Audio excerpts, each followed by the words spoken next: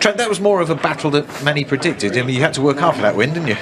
Yeah, I think we limited them to little chances. We kind of knew the game would flow like that. We'd dominate possession, and they'd come and make it hard for us and counter-attack and look for set pieces and things like that. So it was always going to be a difficult one for us. But and obviously them scoring an early goal made it harder. Disappointed with the clean sheet, but 3 points at this time of the season is vitally important. Kind of nervy though when you're 2-1 up in the second half, and they weren't giving up, were they? But you sunk them with a scorcher, would you say? I've been waiting for that 5 years now, waiting to clean like that. I've had a few ones from near the edge of the box, and I've dragged them and things like that, and I've caught that one sweet. And I was just nestled in the top corner. It was a clean strike, and obviously kind of put the game to bed. You mentioned that early fright with the John Shelby goal. Then, of course, Jota scores. Newcastle seem to be not happy, shall we say. Let's talk about the goal. And the two players on the ground, that's the right point. Look, when you're playing, you don't really, when the game's flowing like that, you're in and around their box. You're not really looking at who's on the ground, who's up. You're kind of looking for your teammates trying to score. Your eyes are not focused on the ground. But if it's head injuries, it's down to the ref to stop it. At the end of the day, he hasn't done that. We've played to the whistle and we went and scored. That's all you can really do. We haven't cheated the game. We haven't done anything unsportsmanlike. We've played to the whistle and went and scored from it. Mo Salah scores again. Another record for him. He's done 15 games of assists and goals in a consecutive sequence, which is up with Jamie Vardy. It's crazy, isn't it? 22 goals before Christmas. That's mad. Yeah, that's exactly how you can describe it. It's mad. He's a best player in the world right now. Goes without saying. He's scoring or creating or doing everything. Game in, game out. He's having an incredible season. I think that's on his mind. He wants to break every record in the book. He wants to go and put his name in the history books. He's doing that. He's done that from the first season he come in, and he hasn't took his foot off the pedal. So he'll be looking to break every record he can again. There's relentless pressure at the top of the table, and you've got to keep going, of course. But Chelsea dropped 2 points tonight, which is always welcome, I'm sure, from a Liverpool perspective. Yeah. It's obviously you don't want the teams around you to be doing well, but again, the focus is on us. I think this time of the season, it's about making sure we're consistent, making sure we're winning every game we can, because the games come so thick and fast that any minor slip can prove costly come April, May. So it's about this time of the season, making sure we pick up as many points as we can, and we've done that so far, but we need to keep going. And the preparations were disrupted a bit with COVID tests. Fingers crossed that everything goes well this week. Yeah, I mean, hopefully, we're focused on our football. Until we're told otherwise, we'll be in there every day, recovery again tomorrow, and making sure we're fit for Sunday. We've got a big game going down to Tottenham. It'll be an interesting one, but all we can do is focus on that and prepare for the game. Well done, Trent. Thank you. Thank you. I tell you what, it's been a good midweek for Manchester City and Liverpool as well. Chelsea dropping points this evening. I think Trent did himself a disservice in that post-match interview, saying I've waited 5 years to hit a ball that well. We see him regularly hit balls well, but tonight was pretty special. Tonight was a special goal from a special player, and we do see it regularly. But to pick the ball at this distance, just out of his feet, and that is as clean as you like. If you just look at Mike Dean in this situation here, I don't know the rulings behind that, but he's certainly affected the goalkeeper's vision. But in saying that, it's as clean as you could hit a football. It was crisp. It just top bins, top strike. From why has he made that run? The referee. What do you think? I think he thinks he's going to the other corner. So he's trying to get out of the way. Yeah, I think usually, you'd see Trent open up and whip one. I think he thinks he's going for that corner, so I'm going to go the other way. But it's so pure. And Trent's a guy, he works in the details. I know you say you've seen it all the time, but his level of consistency, is just so high that, we've seen him score spectacular goals, but he, like he said in his interview, he's tried to really strike a few that he's pulled, and he's a bit like, even if it hits the inside of the post or if it hits the bar, he's looking for perfection. That was perfection. It was as pure as it gets as a strike. The Mike Dean situation just is what it is. He got in the way, but no keeper stopping that. Yeah, it was a brilliant goal, wasn't it? And it was also the goal that really ended things for Newcastle. Plenty of spirit up until that point. Let's hear from the Newcastle boss, Eddie Howe, is with Des. Des, the floor's yours. Eddie, that was a valiant attempt. You stayed in the game. I mean, defeat must hurt, but there's a lot to be pleased with as well.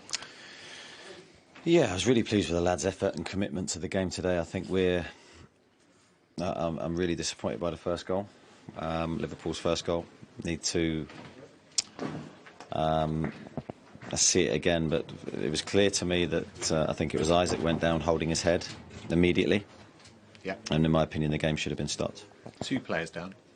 Yeah, 2 players down in the middle of our 6-yard box, and I think it's had a huge bearing on the game because we had the lead. That was obviously our game plan was going to be one. We're going to have long spells without the ball. We knew we were going to need to be really diligent in our defending, and scoring the goal almost suited the way that we had set up to play.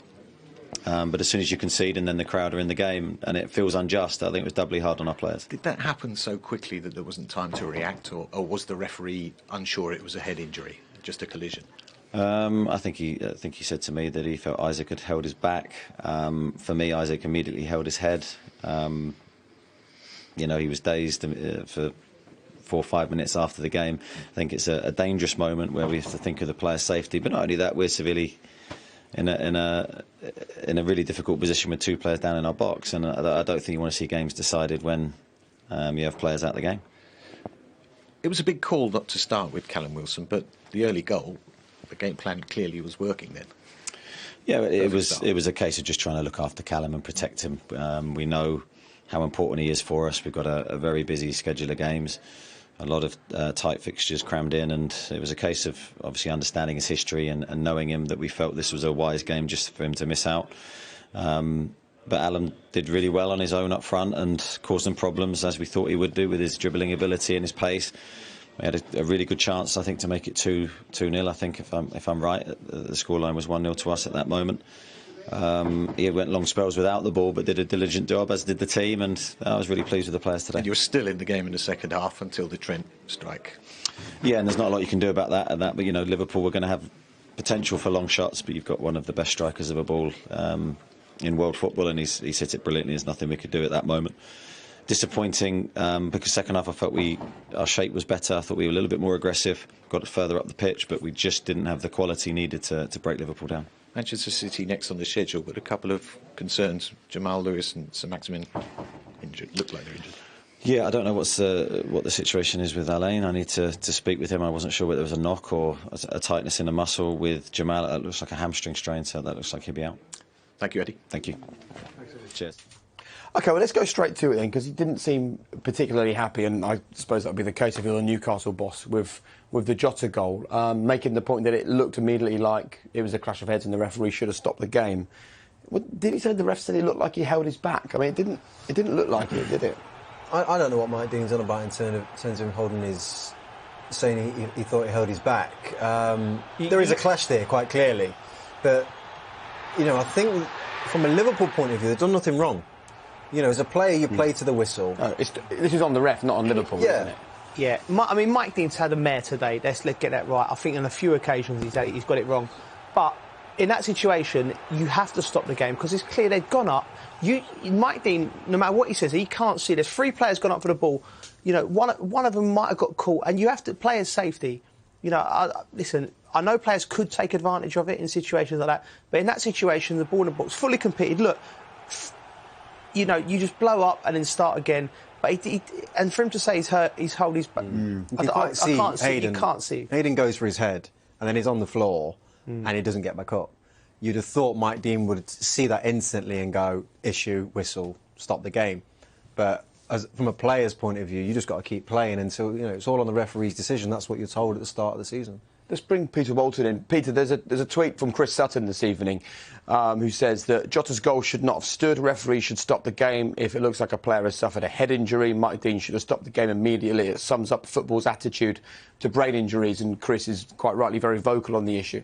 What is the protocol from a referee's perspective for making the decision? Well, first of all, the law doesn't cover stopping the game in injury. It's down to the referee and his understanding. Referees are asked to apply the spirit of the law, the spirit of the game. And that instance there, yes, there's an expectation on Mike to stop the game, but I don't think Mike realises that there's been a clash of heads. I think he feels there's 3 players gone together and gone down Two have landed on the floor. I don't think he sees that clash of the heads. But also the time period between the ball being cleared and delivered in again.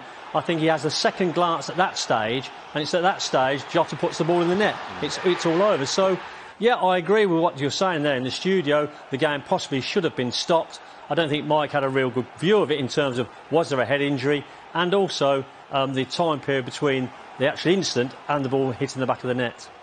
Yeah, I think even if he's not sure, Pete, do you not think he should err on the side of caution, knowing the game, knowing the dynamics of the game? The ball's in there. 3 players have jumped up.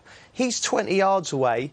You know, he can't be sure that there's not... You know what it's like when you play football. It could just be a brush of an elbow that could split someone's head open or something. Shouldn't you err on the side of caution? Just the sensible thing... I don't think any of the crowd would have gone too mad if he'd have blown his whistle and we wouldn't have had this discussion. But no, I think he should have just stopped it because he's no way he could have seen the damage from where he was standing. No, you're quite right, Joe. And the opportunity actually presented itself when the ball cleared the penalty area. So maybe that was the time, and maybe when Mike looks back at the game, he thinks he should have stopped the game at that particular occasion. But I'm just trying to justify why he didn't. And in this instance, I think, whilst the spirit of the law, could be or should be applied, he didn't because he didn't feel that there was the necessary to do that. OK. Peter, stay where you are. You'll be pleased to know we're coming back to you in a minute. Because it was one of them that was probably 55-45, one way or the other, and Mike's just gone err on the side of cautions because he has got a little nip on the ball, like, similar to last night with Soufal. Similar to Mane's one. In the first half, the John J. Shelby back pass, and it's like, I think Shea comes flying in with a bad tackle. I mean, Joe, you said in the first half analysis, if they don't score, he'd probably get sent off for that, Fabian Shea, because it probably would have been given. But they let the play go and Salah scores. I just think, I don't know, it was, like I said, given what I've seen at Chelsea the other week with the Leeds game, given what I seen last night with Soufal, that's where, even with VAR, you're still getting such difference of opinion when it comes to giving penalties. Peter, what Jermaine's talking about there is consistency, and I think if you were to ask football fans, that's all they really want from the referees in this country is consistency. Well, yes, and that's utopia, of course, isn't it? But, you talk about last night's decision and this evening's decision, so subjective both of them are. Neither of them are wrong, in my opinion, in terms of the on-field decision. And you'll talk about consistency. Well, VAR looked at them both and, in a consistent method, stepped out the way, which is fine.